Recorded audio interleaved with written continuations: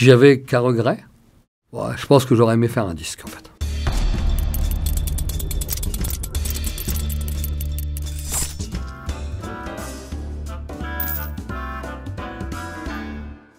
Éric Romden, président de la Compagnie du Lit, fondateur de la Compagnie du Lit il y a bientôt 30 ans. J'ai démarré avec un seul magasin il y a bientôt 30 ans puisque c'était début 1997, donc c'est pas d'aujourd'hui. Et aujourd'hui, la Compagnie du Lit, ça représente 100 magasins. Avec un chiffre d'affaires, on fait à peu près 1 million d'euros par magasin, donc 100 magasins, 100 millions.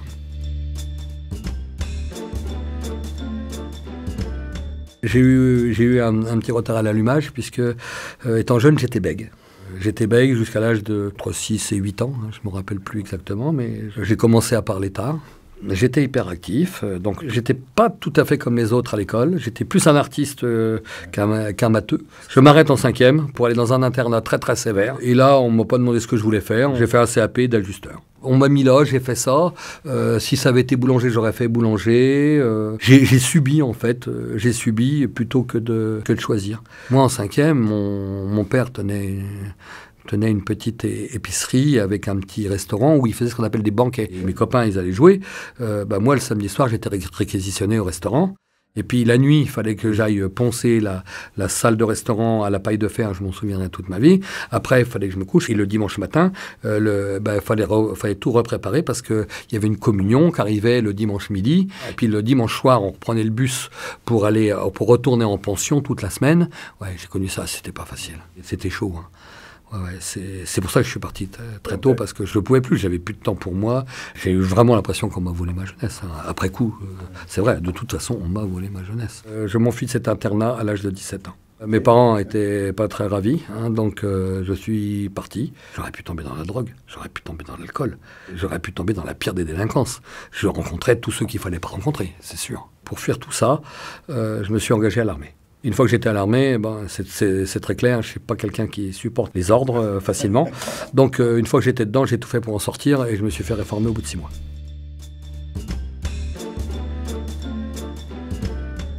Il faut savoir que j'ai un surnom dans ma famille, on m'appelle, ça va vous faire rire, mais on m'appelle le bon à rien. Voilà, on ne m'appelle pas Éric, on m'appelle le bon à rien, ou on m'appelle l'autre. C'est un des prénoms très très gentils. Donc à partir du moment où j'ai décidé de prendre ma vie en main, c'est-à-dire à l'âge de 17 ans, je me suis dit que je serais le meilleur.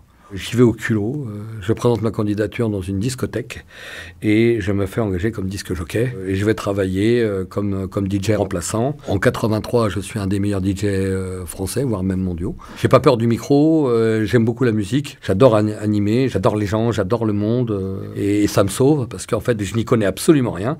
Je me suis jamais entraîné, j'ai pas d'argent. Parce que à ce moment-là, je suis dans la rue quand même. Pour manger, il faut aller à la boulangerie à côté, demander en fin de journée s'il reste du pain. Je me souviens très bien de cette boulangère qui me donnait du pain chaque soir. Ça m'est arrivé d'aller voler en supermarché pour manger.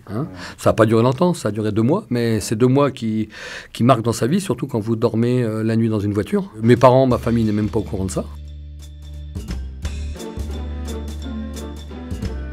J'arrive à l'âge de 25-26 ans. J'étais arrivé au bout de ma carrière de DJ et j'ai dit, voilà, il faut que je change de vie. Qu'est-ce que je sais faire? Vendeur disque. Et alors là, j'arrive dans un grand magasin style Fnac. Au bout d'un mois, je m'aperçois qu'il y a une montée du jeu vidéo et des ordinateurs. Et je monte un des plus gros rayons micro-informatique de France. J'y reste 3 ans. Et puis après, je vais travailler dans le jeu vidéo encore 3-4 ans. Et à l'âge de 32 ans, je rentre à la Compagnie du Lit. Comme vendeur, ou un peu plus, peut-être responsable d'un magasin. Il y a 4 magasins à l'époque. Très vite, je m'aperçois que je suis là plutôt pour liquider les 4 magasins de la Compagnie du Lit, une société qui marchait pas très bien. Bon, j'en liquide sur les 4 et j'en liquide 3. Moi, je pars d'un magasin tout seul avec les dettes, et puis je commence à faire le premier vrai concept Compagnie du Lit, celui que vous connaissez aujourd'hui. Juste une petite histoire comme ça, que là, je me souviens. Les 2 premiers magasins, j'ai dormi dans un squat pendant 3 ans. En fait, c'était pas un réel squat, c'était au-dessus du magasin, il y avait un grenier. J'ai aménagé ce grenier. J'ai mis du carton aux fenêtres, pas des carreaux, j'avais pas de quoi me payer. J'avais pas de toilette, j'avais pas d'eau chaude. J'ai vécu comme ça pendant 3 ans, pour pouvoir payer le personnel.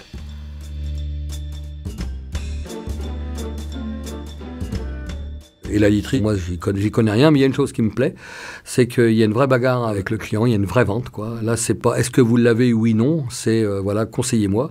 Et là, il y a du vrai conseil, et ça m'amuse. Le concept compagnie du lit vient très très vite appuyé par l'Internet, puisqu'en 1999, je monte quand même le premier site Internet marchand. On a commencé nos premières ventes sur Internet. Donc grosso modo, c'est mon 2e ou 3e magasin, c'est le site Internet en fait.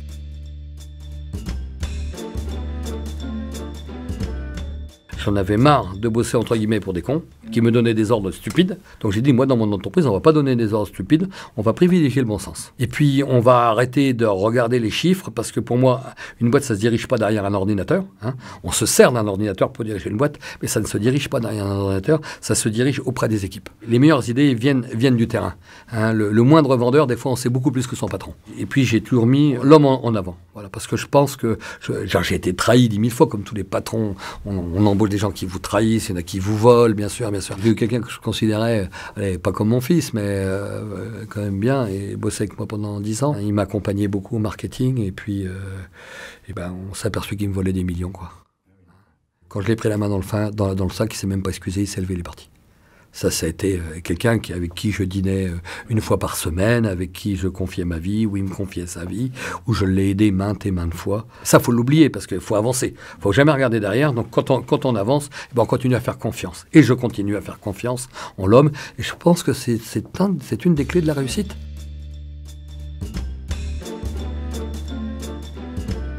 J'ai plein d'histoires dans mon entreprise. Hein, j'ai plein de belles histoires, c'est-à-dire j'ai essayé de donner la chance à ceux qui n'en auraient pas forcément. J'ai toujours essayé puis de les aider, puis de ne pas les laisser tomber surtout. Hein. J'ai toujours essayé de les aimer comme si c'était mes propres enfants en fait. Des gens qui n'ont rien, qui partent de rien, et puis de les monter.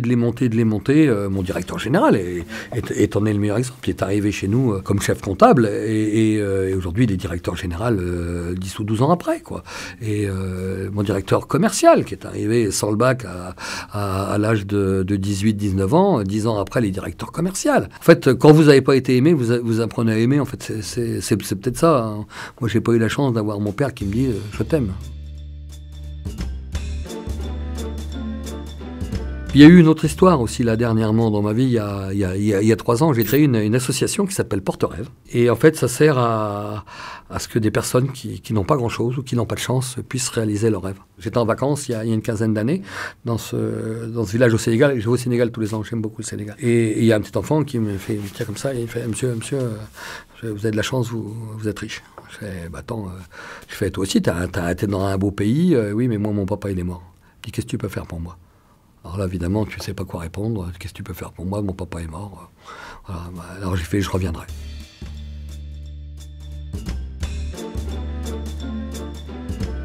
On est au Sénégal et puis je dis au chauffeur, écoute, non, moi ce qui m'intéresse, c'est pas le village où tu veux m'emmener. Là, tu vois le petit chemin, tu le prends puis tu vas tout droit. Puis au bout de 5-6 km, on tombe forcément sur un village. Et puis dans la voiture, j'ai une demi-tonne de riz dans le coffre du break. Et puis j'ai beaucoup de savon parce qu'on me dit, il faut leur donner du riz et du savon. Et là, j'arrive dans le village. Et puis j'arrive avec ça, les femmes me font la fête parce qu'elles voient qu'on a des cadeaux. Puis il y a le chef de village, on lui remet ça au pied, le grand rituel. Et il me dit, voilà, le chef de village, il te fait dire que c'est gentil tous ces cadeaux-là, mais ça ne sert pas à grand-chose.